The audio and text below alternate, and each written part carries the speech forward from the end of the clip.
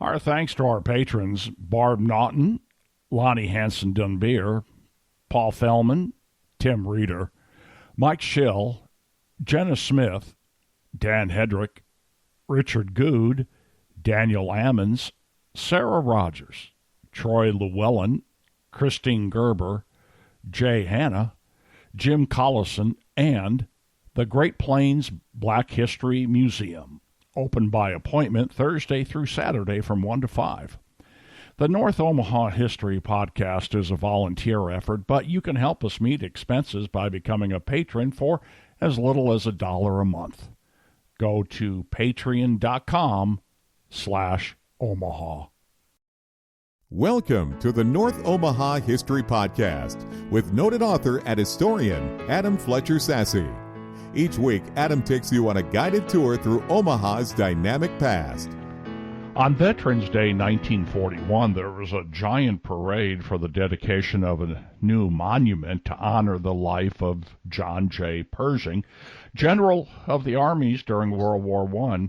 The City of Omaha named a new roadway leading from Abbott Drive to River Drive after him as well. This wasn't the beginning of North Omaha's love affair with this leader, though.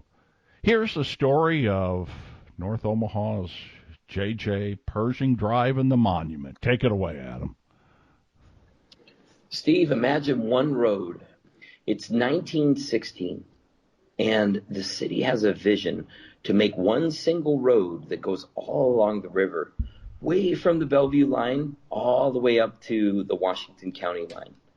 That road is going to wiggle and waggle all along the banks of the Missouri River, on top of the dike or next to the dike in East Omaha, wrap around the middle of downtown Omaha, but just cut right along the river there.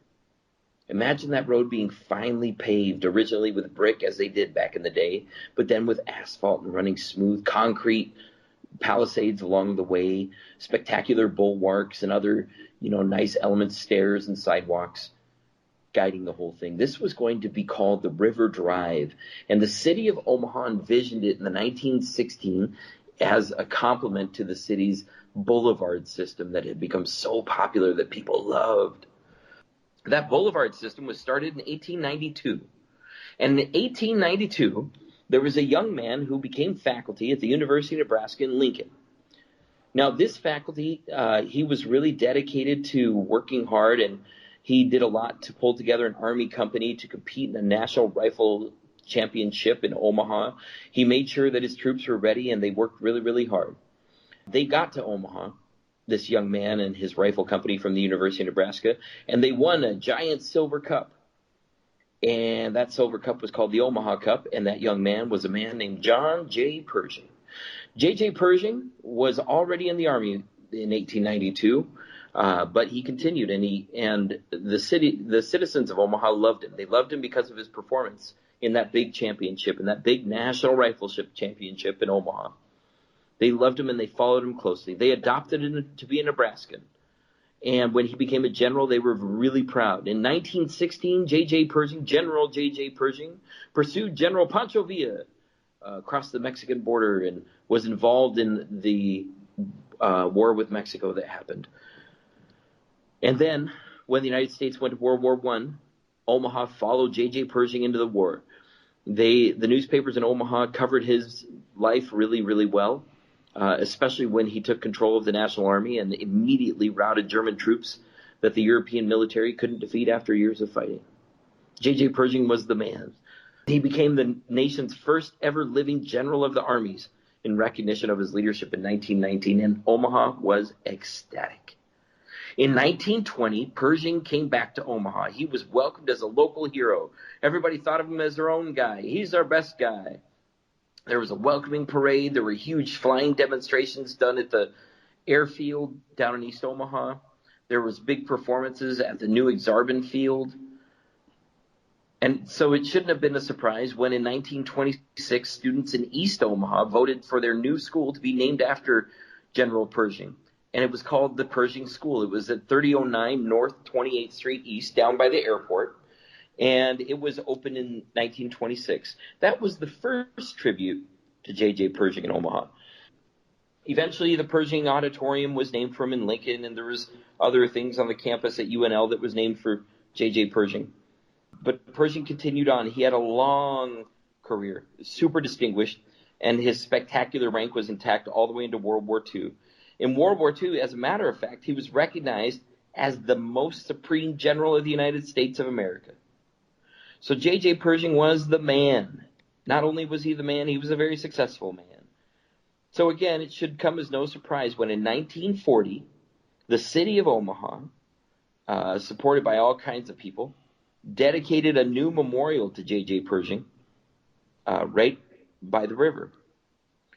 The World Herald reported on November 11th of 1940 that the monument is of cut limestone built by the Park Department with a rose-colored granite plaque etched with a bust of J.J. Pershing and the inscription, John J. Pershing, General of the Armies of the United States. The city and the American Legion planted evergreen bushes all the way around the monument, and they put in a landscape parking area with beautiful landscape all around it. The plaque was made by the J.F. Bloom Company there in North Omaha that used to be at Florence Boulevard and Ames Avenue. It was shortly before the U.S. got into World War II, and the City of Omaha dedicated that monument to Pershing, but they didn't stop there. You see, they never built that river drive, Steve, that I started with. They never ended up putting it in. They put in parts here and there, but they never really finished it. However, from Reed Street by Florence Boulevard all the way north up to the Mormon Bridge, they did lay in a new boulevard. This boulevard was a certain footage long. It had a special kind of curb, and it was a beautiful piece of roadway. They named it in honor of J.J. Pershing. The J.J. Pershing Drive stands still today. There were views of the Missouri River Valley at that point, but they're gone now because of the thick riparian forests that crawl up the cliff right there. However, there is a new bike path that goes past the monument, which is on the other side of J.J. Pershing Drive, on the east side across from the Florence Waterworks. And that monument stands today. When Pershing died in 1948, his sister attended a special ceremony at the monument. And since then, the monument has stood command over the valley. And the J.J. Pershing Drive has been officially lengthened. It actually goes north onto what used to be called the River Road and is now J.J. Pershing Drive all the way up to Ponca Road in far north Omaha, up in the Ponca Hills by Dodge Park. And so that's a little bit about the life of J.J. Pershing. I could put in some other pieces there, Steve. We could talk about how J.J. Pershing landed at what was then called the American Legion Airfield. Today it's called the Epley Airfield. We could talk about how J.J. Pershing waved his baton and gave barking military commands during a parade for him in downtown Omaha. We could talk about a lot of things. But the important thing to take away is that Omaha at one point was in love with General J.J. Pershing, the commander of the Armies of the United States of America. And they built this beautiful monument and J.J. Pershing Drive after him in his honor. And that's the story of J.J. Pershing Drive in North Omaha.